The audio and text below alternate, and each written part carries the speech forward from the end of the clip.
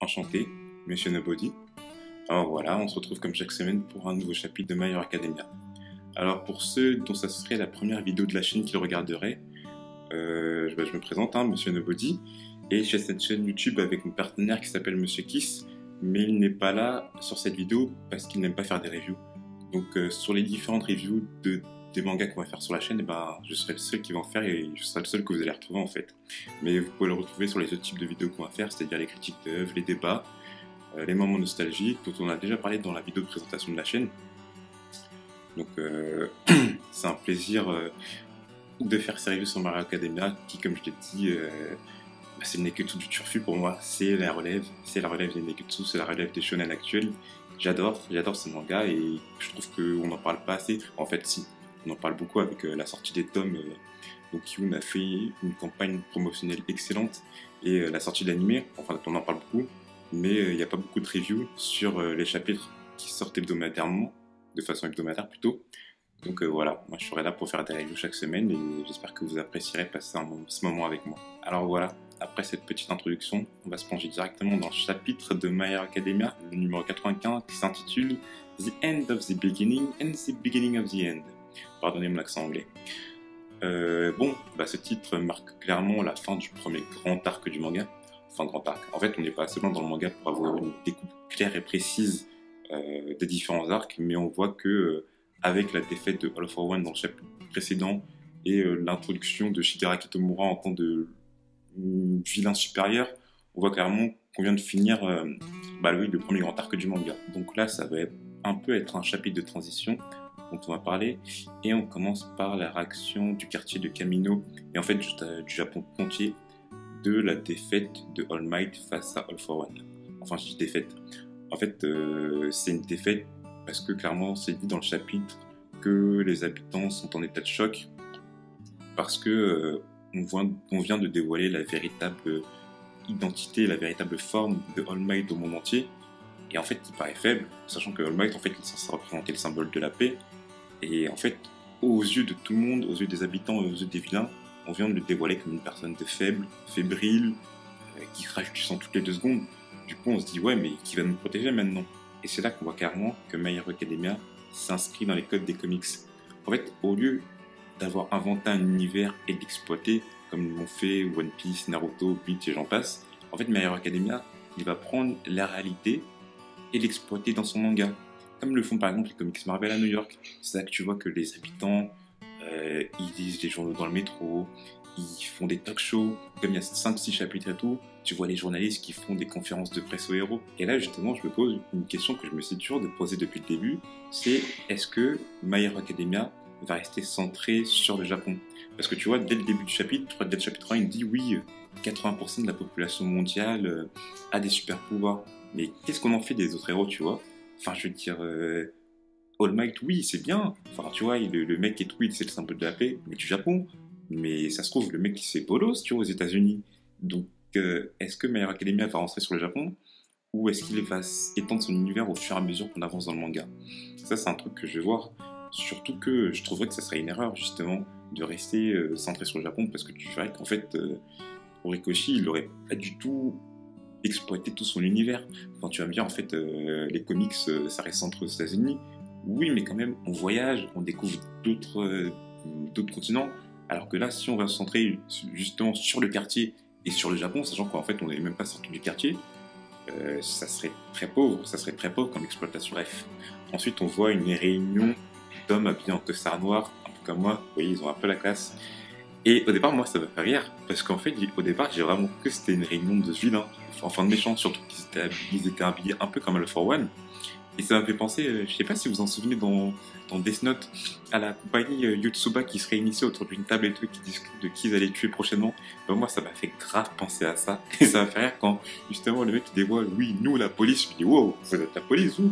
Genre, non, je pense qu'en fait, ça doit être les hautes pompes de la police.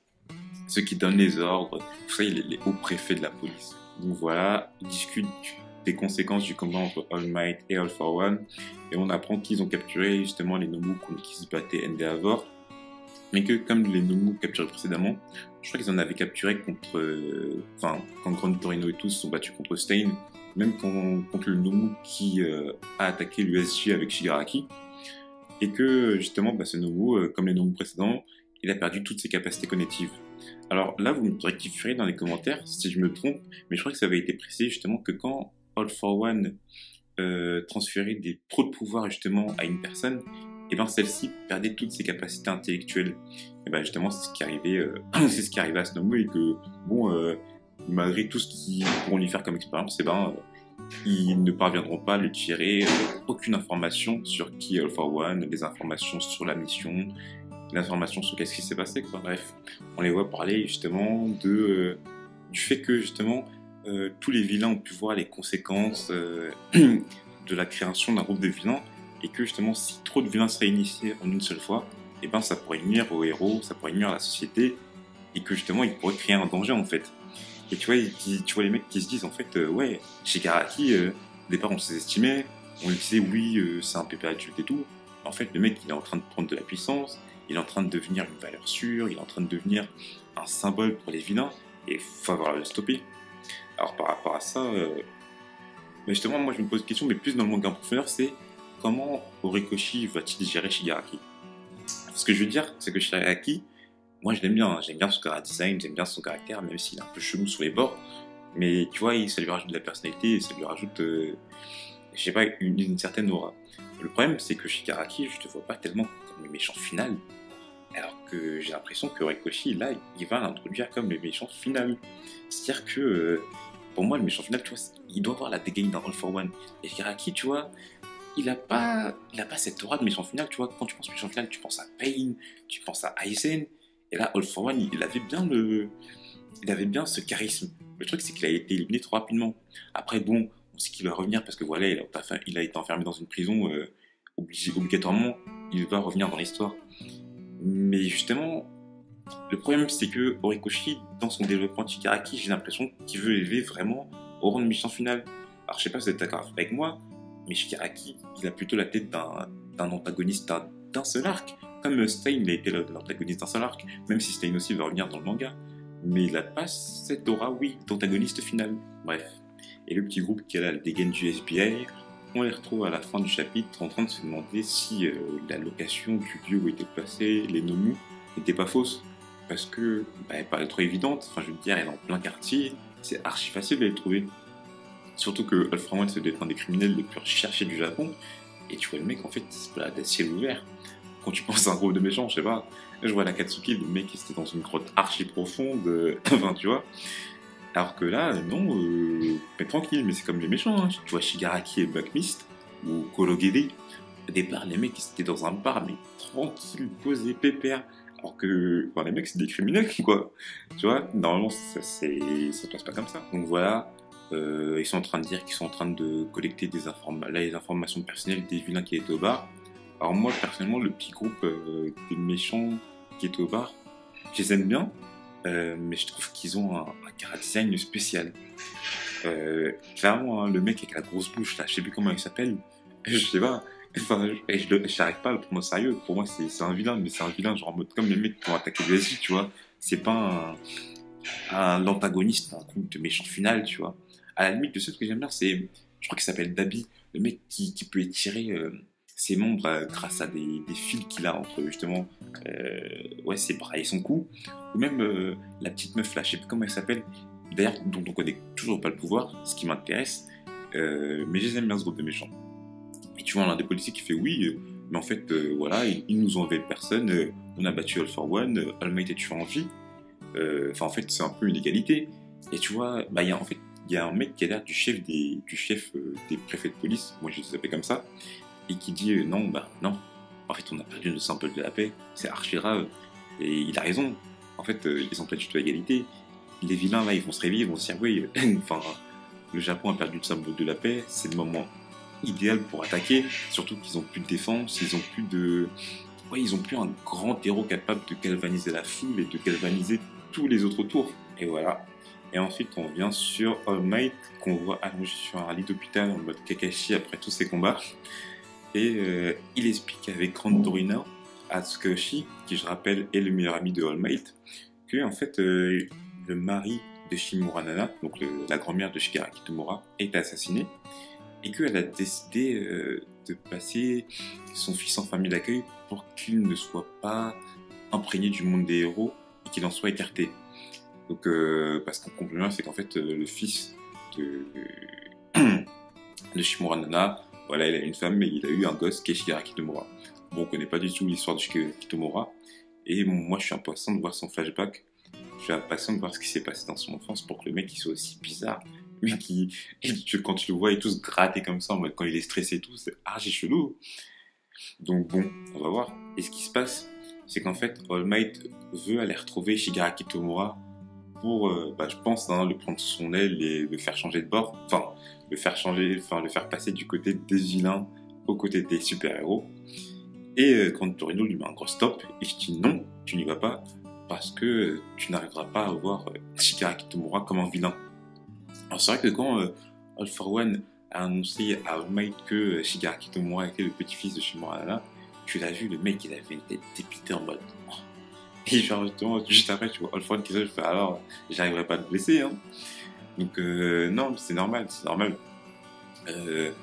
Quand on voit que All Might tient énormément à Shimura Nana, que de voir son petit-fils et tout en étant le plus grand vilain du Japon du moment, c'est sûr que le mec, je pense pas qu'il arrivera pas, à faire les choix qui s'imposent au moment venu.